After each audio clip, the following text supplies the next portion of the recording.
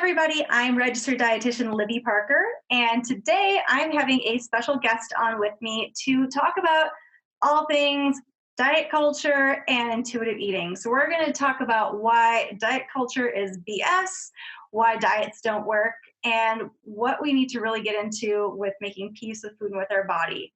Her name is Adrien Paczosa. She is a registered dietitian and certified eating disorder registered dietitian and supervisor down in Texas.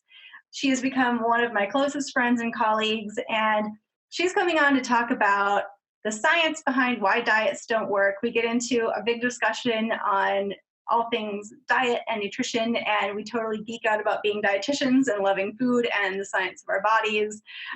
So please stay tuned and watch more about what we're chatting about today.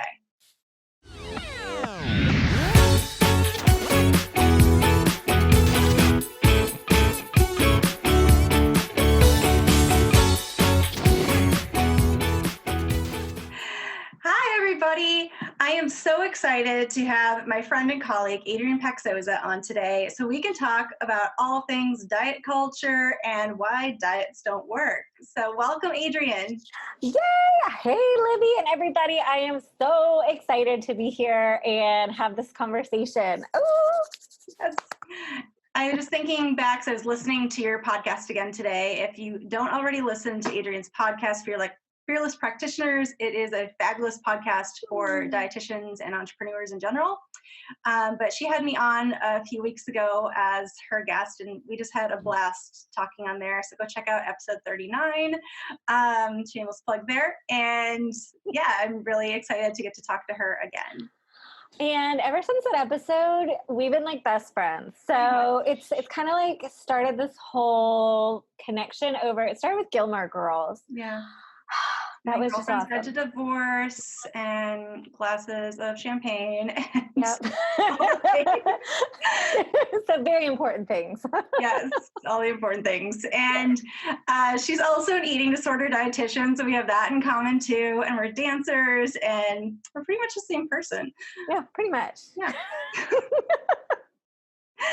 So I'm so excited to bring her on today because if you've been watching this YouTube channel or following me at all, you know that I'm very much against diets, and I feel like I've been telling you why they've been bad, but I wanted to bring on another expert to really talk about what's the deal with diet culture, why this is all just a bunch of BS, why we need to not moralize food, what's the deal with intuitive eating, making peace with food, and why those are so important, and just a whole bunch of topics that I'm sure we will get into. So I really wanted to start out with, talking really broadly about what is diet culture. Do you want to explain that a little bit?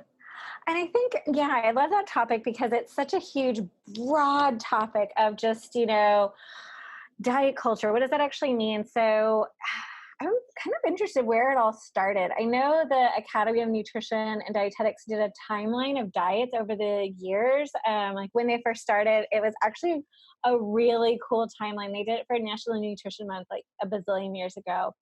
And like all the crazy, stupid people do to try to manipulate their bodies and their relationship with food. And the funny thing is, none of this crap ever works. Like, so why people keep going back over it and over it, and how it's created this multi-billion-dollar industry that doesn't do crap, but just make people hate themselves even more. So I'm just so curious by like why people keep going back to this. And so I think that's one of the things that I always get stuck on too, is like why diet culture hasn't lost its steam yet. Like it keeps like, woohoo, we're here again, diet culture. And people still like, oh, well, maybe this one will work. Maybe keto or intermittent fasting or the grapefruit hay diet. Oh, maybe, as opposed to like looking at science. What a novel concept. It's shocking. I know, and it's been, floating around the internet a lot lately, and because of science, that 95% of diets fail. And by fail, they, fail to keep the weight off for any extended period of time. Most people gain that weight back plus some, and can potentially really screw up their body and mindset while doing it. So like you were saying, this whole timeline of diets, like every year, every, month, it feels like there's a new diet coming out. And it's like, if one worked, wouldn't we just stick with that one instead of having a new one all the time? Amen, sister friend. Holy hell. Yes. Like if something works, then do it. But why people keep thinking, well, this one will work. Oh, this one will work. It just blows my mind and gets me so freaking frustrated. There was some great research on weight cycling. So all of that yo-yo dieting, the ups and downs and ups and downs, it's called weight cycling. And it was showing how that can have a huge effect on long-term health outcomes. Have you seen that research? I think so. Oh my God. I was just, that's been like my go-to research when somebody, another provider or a patient's like, oh, well, have you heard about this? I was like, well, have you heard about weight cycling and what actually goes on with your body? It was so funny. I told my sister-in-law, because she's a perpetual dieter, I was like, by the way, it might not be the greatest thing to keep doing ups and downs because it really has long-term effects. And I was so excited. She's like, oh, that's a really great article. And I was so excited that it impacted her life, and it continues to have people change their views on how redonkulous dieting is. Yeah.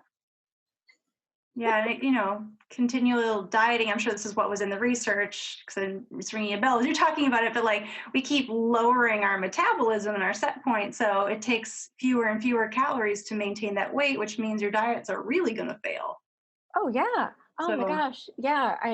Somebody would have to eat less than 1,000 calories. I was like, and then your body's not functioning because that's not you can't live on that either. And then, it would just suck because that's no fun. Food's amazing. So when you think of all the diet culture and stuff, what kind of trips your trigger? Oh my gosh. All of it. I think that the part that I think gets me most angry is the people who get really into their diet like it's their new religion. I can't tell you how much hate mail I got when I first published a video about why the keto diet sucks, is what I titled it. And it's these people are hardcore. And it's probably because their brain's not getting the carbohydrates to, actually let them think properly. So they're really in it. As we've learned from anyone who's under fuels, that the brain and cognition becomes more and more rigid over time. Mm-hmm. So if they've been doing keto for a while, this is the holy grail and nobody mess with them. So that really sucks when you deal with people who are really into it or who are selling a multi-level program or something. Mm-hmm. So I just the people who are trying to evangelize everyone into their diet. No, I prefer it better when someone is on a diet and willing to admit that they're maybe not correct and that this could be harming them, and they're open to learning the science. Okay. I like that. Yeah. I think that definitely is would trip my trigger too. And somebody's like, well, don't you know that keto is amazing? Or don't you know that carbs are bad? Mm-hmm. And I was just thinking, bless their little hearts. Yeah. Oh, pudding. Yeah, I had one guy who was telling me that obviously I don't know what I'm talking about, and have I read this Wikipedia entry about it? I said, is that where you're getting your information from? Shut the front door. That's insane. Oh my God. Oh, okay. Well, that's not it. Oh goodness. And I think one of the things is all of these diets just keep coming up, and what always just boggles my mind is they have a cheat day. What the what? A cheat day? How is that okay, I'm going to not do this, but then on this magical unicorn day, all of a sudden, I don't know, carbs are now okay or whatever the rule of the day is. That makes no biological sense in my brain. Yeah, and I know you really want to talk about cheat days because I know this bothers both of us because it doesn't make sense. So for people who don't understand what a cheat day is, do you want to explain that and then why it doesn't work? So, and I don't understand. So when I say cheat day, my brain kind of gets fuzzy. fuzzy. My brain gets fuzzy with it because I don't understand it. So a lot of times in these silly little diets, they'll have like, oh, this is your food regiment for the week. And then on this one day, none of it counts. And you can eat a bucket of gravy and a pile of carrots and kale and mushrooms and a snowball worth of marshmallows. And that's great. And so there's no rules, but for some reason it's okay. And your body will figure it out on this one special day, because calories tell time, and your everything is like perfectly exact with your body. Duh. So so that's kind of how I explain cheat days, is that all of a sudden on one magical day you can eat whatever you want and it doesn't count. Yeah, I don't know.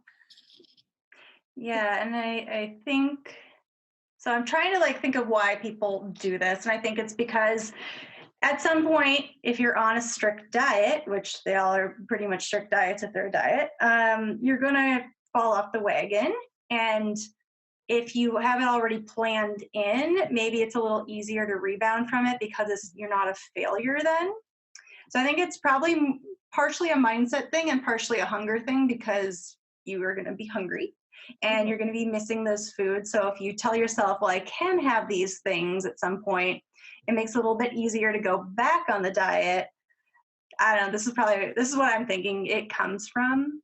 But like I literally had this conversation with a client the other day of, as we were talking about the, clock resetting and everything, our body doesn't keep an accurate 24-hour clock. It doesn't like start over at midnight.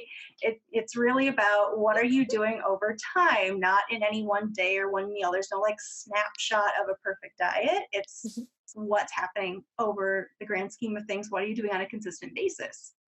And so when you're eating, if you're having this cheat day, number one, it might really wreck your digestion because you haven't been eating these things for a while, and it's going to hurt because you're probably going to eat a lot.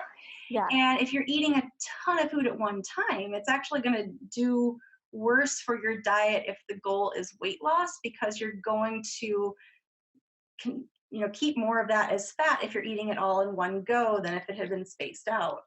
So you're going to gain less fat if you ate a slice of cake every day than if you ate the whole cake in one day.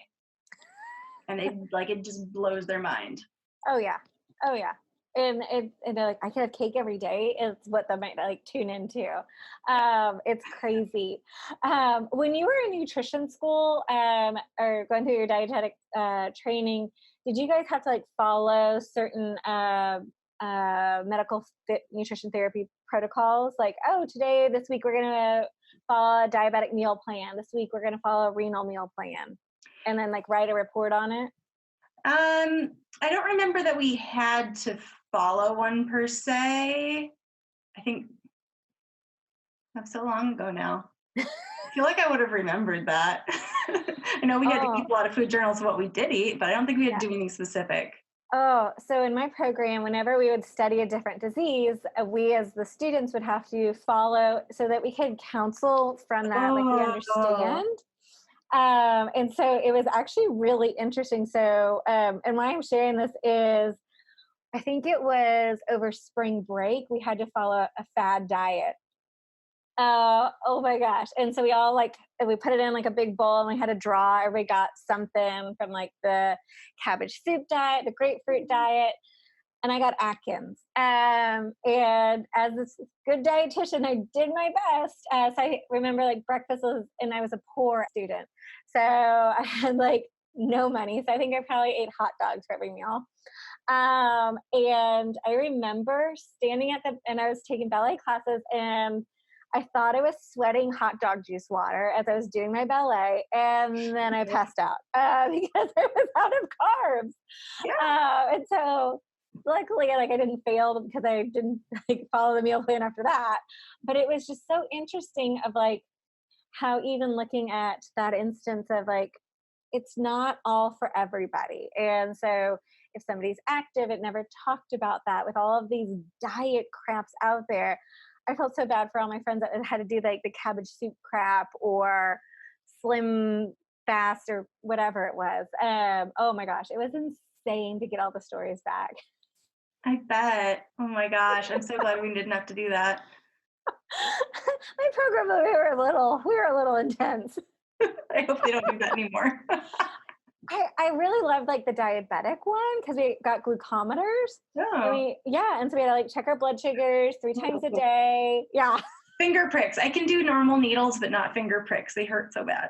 Oh, renal was crappy. That was really sucky.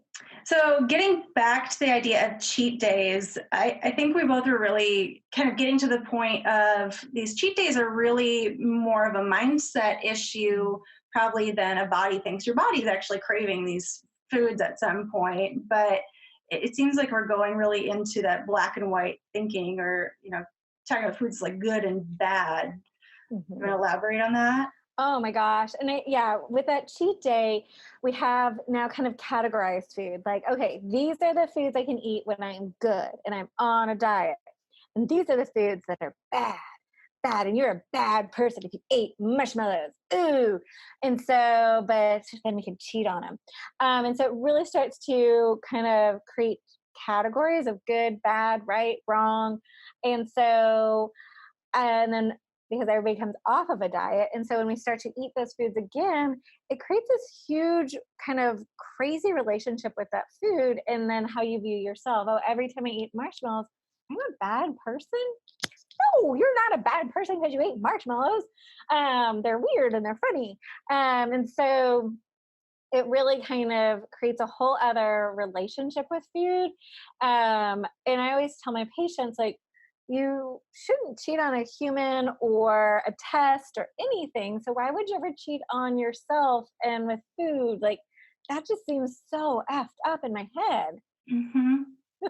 And, when they're having this low self-worth about, oh my gosh, I'm a bad person because I ate this bad food, it really spirals into every other aspect of their life. Like all of a sudden, they're this bad person that for a lot of my clients, like they feel they need to be punished.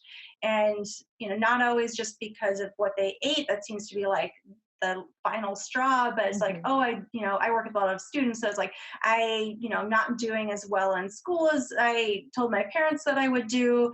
And I've gained some weight and now I ate the marshmallow or whatever. So I'm a horrible person and I better go spend 3 hours at the gym trying to work that off. And, it creates this spiral of all of a sudden they're not worthy in any aspect of life.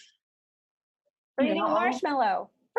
For marshmallows. Like, dude, yeah, no. Yeah, it's crazy. And it is that trying to put these things into such finite categories, which, a lot of us as perfectionists especially tend to like to do is like, we want the rules, we want to know what we can do and where the limits are and stuff. And, I can respect that in a lot of places of life, but with food, we really need to be open to all these different foods so that we're not putting ourselves in this place of I'm a horrible person and I'm never going to be worthy of love and I need to do all these horrible things to myself. Yeah, for eating a marshmallow, you can't be loved. Oh, yeah. That's so sad. But I think it was interesting while you were saying that of like categorizing food, because humans, we love to categorize things. We love to put things in categories and piles like, oh, these are people with blonde hair. These are people with brown hair. And so we kind of categorize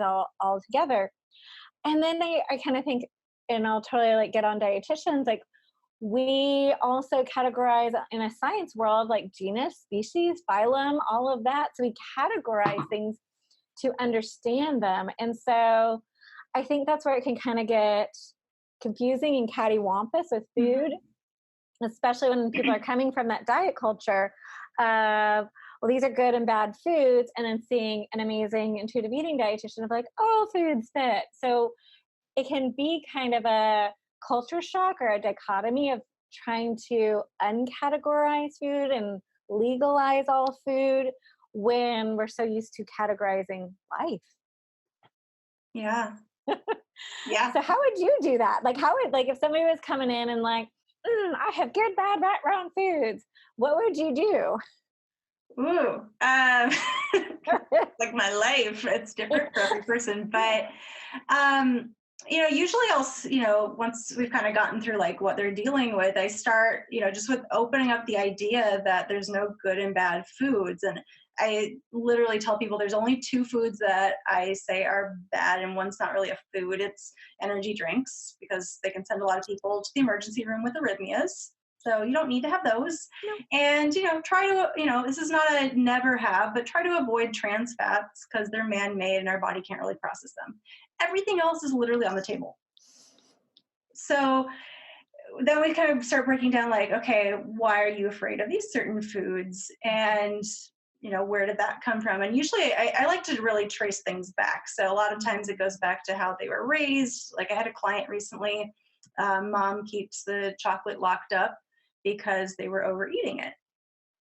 And as soon as mom took the lock off the chocolate box, there was one day of a binge, and then all of a sudden chocolate wasn't that exciting anymore. It's like, okay, so I was told you weren't allowed to have this. We just need to legalize it, So it's kind of helping them figure out these patterns they have in their life. I like to play detective with my clients, and I'm sure you do too. And explain like where is the nutritional value in all of these foods. And I believe it was Tammy Beasley, who's like one of the top eating disorder dietitians. We all know her. She did a webinar one time, and this point really stuck with me. It's like your body will pull the nutrients out of any food. Like if you're eating hot Cheetos, your body will still pull nutrients out of the hot Cheetos. She literally used that as the example. And it's like, oh, like, yeah, there really is no empty calories or like foods that you're not getting something from. If it has calories, there's something that your body can take in. So that was one thing that really stuck with me, and I try to bring up to my clients of like, your body is going to utilize all the foods you put in no matter what they are. The body is so freaking amazing. Like just to be able to do that. And so of course in my head, I'm like, ooh, is there a food that wouldn't pull something in? And even from like alcohol, it still pulls in calories. It still pulls in something. You're still, unfortunately, people can still stay alive and just drink alcohol. May not be the most nutrient-rich food, but it's one of those like, oh, that can still happen. The body is so freaking amazing. Yeah. And the fact that we can put it through so much and it still keeps us alive. Yeah.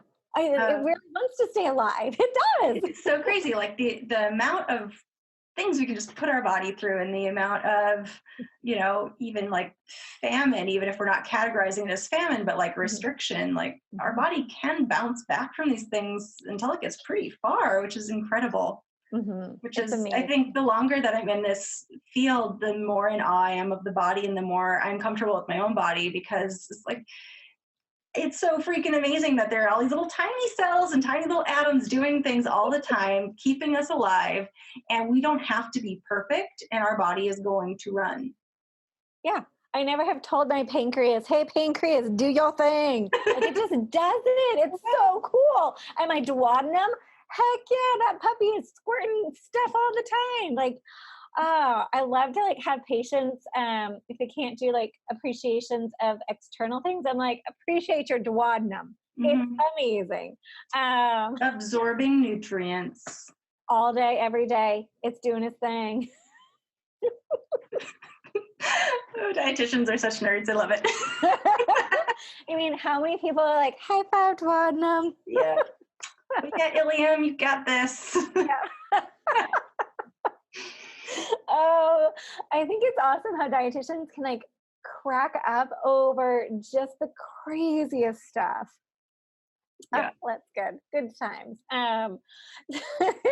Yeah, when you were talking about like these, the stories that you hear from patients about their beliefs around food, I love to hear all of their, I guess, the beliefs, but then also their experiences of, well, depending on how they were brought up, if they had like a birthday food, like, oh, every time on my birthday, my mom makes homemade chicken fried steak because I'm from Texas and we eat chicken fried steak all the time. It's amazing. And still to this day, if they're in town, she'll still make me homemade chicken fried steak.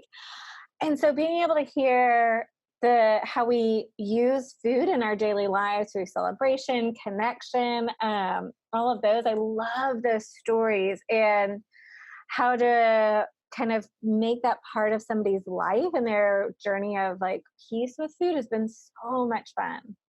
Yes, the best.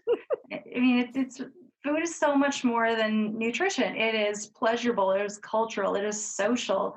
It has so many different uses. And yes, we need to put in enough and vaguely the right stuff to make our body run. But if that's all you're looking at, you're missing the big picture. Big time. There was a lecture I went to, and one of the references was saying that when we sit down to eat with others, that's when we kind of reach Maslow's hierarchy of needs, self-actualization actually occurs. Ooh, that's cool. I know. I was like, oh, okay, everybody, who are you eating with tonight? It's okay. Like, dogs count. Like, that's okay. I think they're human, so it's totally okay. Yes. And I mean, how many of our eating disorder clients isolate themselves so much and they eat by themselves and they, get scared to eat around other people. Yeah. When they could be reaching self-actualization if they were eating with some friends. Yes. So when you think of like helping your clients go and eat with somebody, what's something that you would maybe encourage them to do? I usually tell them to go and find one person that they feel more comfortable with, especially if they're willing to open up about their story and just start with them.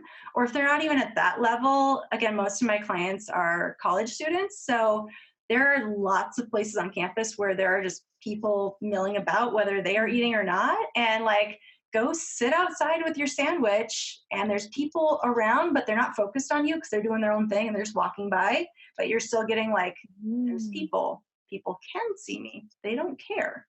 No one else is watching what you eat. You don't care. They're watching what they're doing. So I try to get them to kind of step it up. If that's like the first step is just like be around people.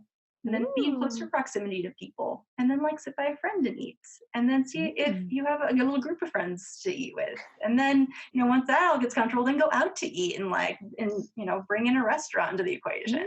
Ooh, bites! I love it. I love it. Oh, fun. Is there anything that you would add to that for ways of helping people get comfortable eating with others? I'm just trying to think. A lot of times, if, like you said, if they may not have a support system where they are, I'll have them come in and bring food in with me.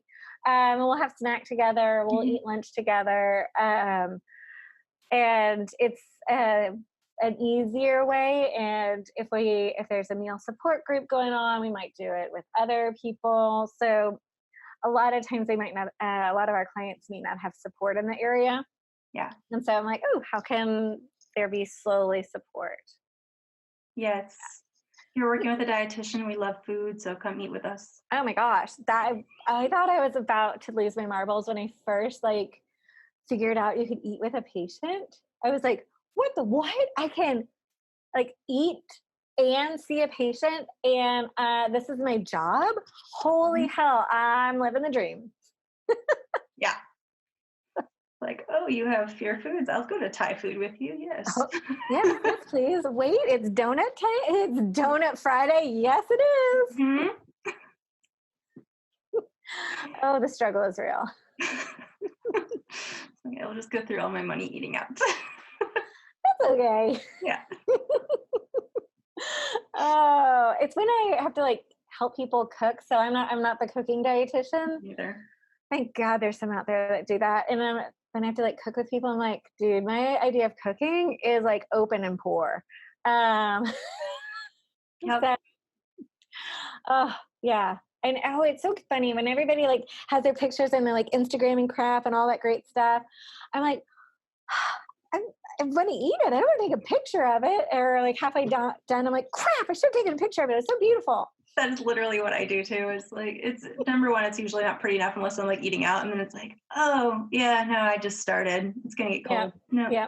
No, close enough. Oh well. Yeah. You follow my Instagram, you won't see many pictures of food. It's just not my thing. I'm the master of the 5-minute meal. That's what I tell my clients. So yeah, it's nothing fancy, but I can, put together stuff really quickly. I love kind of almost making like adult Lunchables kind of thing. Oh So my like God. Yes. crackers, cheese, maybe some meat, fruit, some chocolate in there, like throw that all together. Yeah. Like that's a big So meal. in my family, that's called mermaid food. Um, Made food? mermaid food. What is Um, mermaid food?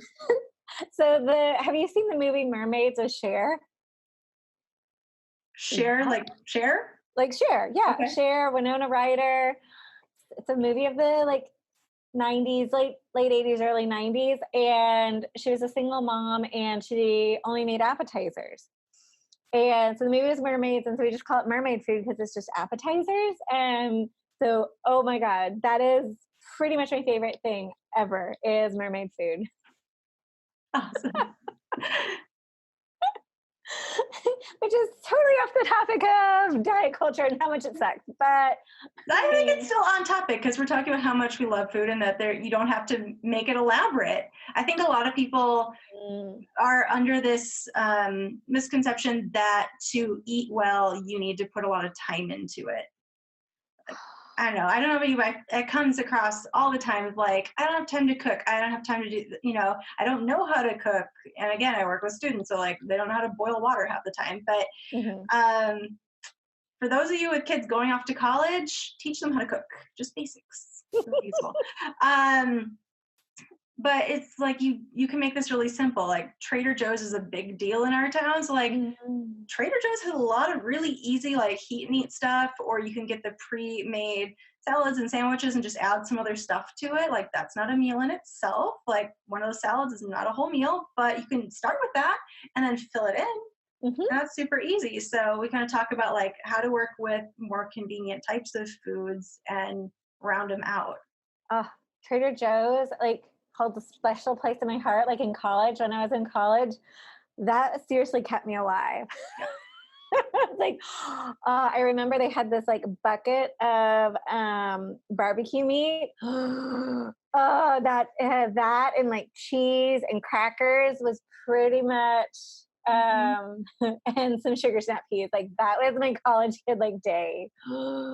That sounds so good for dinner. All the things. What's your favorite thing that you're hot for right now at Trader Joe's? Oh, why is Trader Joe's not sponsoring this? I know. We should get Trader Joe's to sponsor this. I always just love their cheese section. I love cheese. So it's the Toscano cheese, like the Syrah. So that one's really good, and the white truffle cheese. Oh yes. Yep.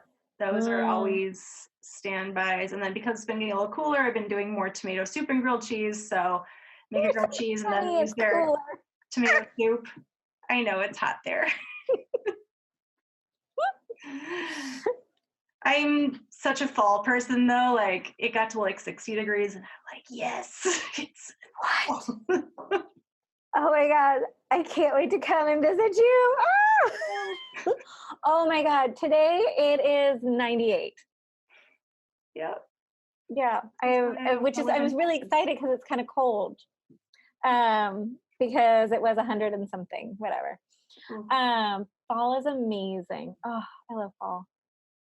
We are all over the place in this. So thanks everyone for sticking with us. I want to wrap up with one more topic because, we just love talking. Okay, so everything that we've been talking about till now has really been getting to the point of intuitive eating and making peace with food. And I want to pick Adrien's brain a little bit about intuitive eating. Just get again, most of my viewers know vaguely what intuitive eating is, but a quick summary of that and like, how do you help people get on board with intuitive eating? Yeah. Behind it. So there's some key principles around intuitive eating, but kind of how I like to explain it is slowly starting to build that trust with your body and listening to what satisfaction and hunger feel like, and slowly starting to understand what that looks like and feels like in your body and honoring that, and being able to slow down enough in your life to do all of that. And knowing that some days we can totally be mindful and present and intuitively eat, and other days you might have 5 minutes between seeing patients or classes and you're going to snarf something. And so I think that that's kind of how I explain intuitive eating, that it's this great concept and we'll use it as a guiding system. Yeah. And I really love kind of going bigger on that, Alan Satter's definition of what normal eating is. And I think that really, even, I'm sure she didn't think of it as intuitive eating at the time when she wrote it, but it really encompasses intuitive eating, talking about how, normal eating is eating a bunch of cookies now because they're warm and fresh, or leaving some for tomorrow and knowing that they'll still be there. And, she talks quite a bit in that paragraph. I'll link it below this video to that definition of normal eating, but it's really about listening to what is it your body wants, knowing that it doesn't have to be perfect. No perfection. I love that. All right. So just to wrap up our conversation, Adrien, do you have any final comments about intuitive eating or diet culture? I think intuitive eating, just like any new skill, it is a skill. We're born with it and we kind of sometimes lose it. Hopefully you don't. Little humans that may watch this 2 million years from now. But I think it's one of those things, if we don't practice it, we lose it. And so it's hard to jump right into it. I'm going to intuitively eat, but I don't know what hunger feels like. So it's a skill that we have to practice. And so it's so easy to not know what it is, and so finding that what it feels like in your body is a great place to start. Awesome. I'm so glad we got to do this talk today, Adrien. I'm going to link how you can find out more about her below this video, so please go follow her on Facebook and Instagram and check out all that she's offering at iLiveWell Nutrition down in Texas. And we will see you next week. Bye. Bye.